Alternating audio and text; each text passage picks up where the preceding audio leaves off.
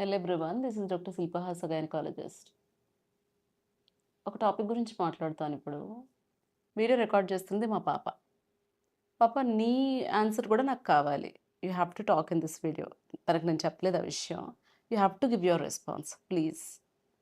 Okay. I have only one daughter and that's her. ఒక delivery చేశాను ఈ మధ్య. డెలివరీ అయిన తర్వాత బేబీని హ్యాండ్ ఓవర్ చేస్తున్నప్పుడు ఒక్కళ్ళ ఫేస్లో కూడా ఆనందం లేదు. బేబీ మదర్ ఏమో తలపట్టు కూర్చుందంట. ఎందుకు ఇలాగ నాకే అయింది అని.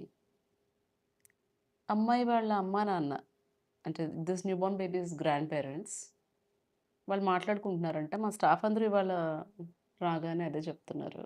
వాళ్ళ గ్రాండ్ పేరెంట్స్ ఏమో ఏ జన్మలో ఏం పాపం చేశామో ఆడపిల్ల పుట్టింది అని అంటున్నారంట.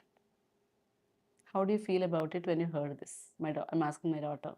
నీకు ఎలా అనిపించింది ఇది వింటే? You're not feeling good. So అబ్బాయి అమ్మాయి డిస్క్రిమినేట్ చేయొచ్చా? నో. అబ్బాయి ఏ రకంగానన్నా నీకంటే సుపీరియరా? No. You both are equal. You feel you both are equal, right? Even a 11-year-old thinks that boys and girls are equal. Men and women are equal. మరి ఆ సెన్స్ 60 ఏళ్ళు, 70 ఏళ్ళు, 80 ఏళ్ళు, 90 ఏళ్ళు, 40 ఏళ్ళు వచ్చినా వాళ్ళకి ఎందుకు ఉండదు అడల్ట్స్‌కి?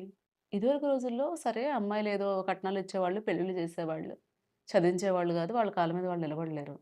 ఈ రోజుల్లో అందరూ ఇండిపెండెంట్‌గానే ఉంటున్నారు గదా!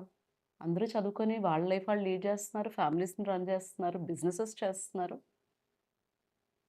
వాళ్ళ పేరెంట్స్‌ని చూసుకుంటున్నారు. అత్తమామల రెస్పాన్సిబిలిటీతో పాటు అమ్మానాన్న రెస్పాన్సిబిలిటీస్ కూడా తీసుకుంటున్నారు. మరి ఇలా మీరు డిస్క్రిమినేట్ చేయటం ఇంకా ఎంతవరకు కరెక్ట్? ఏం బాధపడ్డారా? పాప పుట్టిందని నేనడిగితే ఆయనేమన్నారంటే, అంటే పాప వాళ్ళ తాతగారు, "డిసప్పాయింట్ అయ్యామమ్మా" అంటే ఓపెన్‌గా చెప్పలేరు కదా! "డిసప్పాయింట్ అయ్యామమ్మా. అబ్బాయి పుడతాడనే అనుకున్నాము." ఎలా అనుకుంటారు? 50, 50 ఛాన్సెస్ కదా! అమ్మాయైనా, అబ్బాయైనా. అయినా నా ఉద్దేశం అది. అయినా పర్లేదులేమ్మా ఫస్ట్ టైమే కదా! నెక్స్ట్ టైము ఛాన్స్ ఉంది కదా!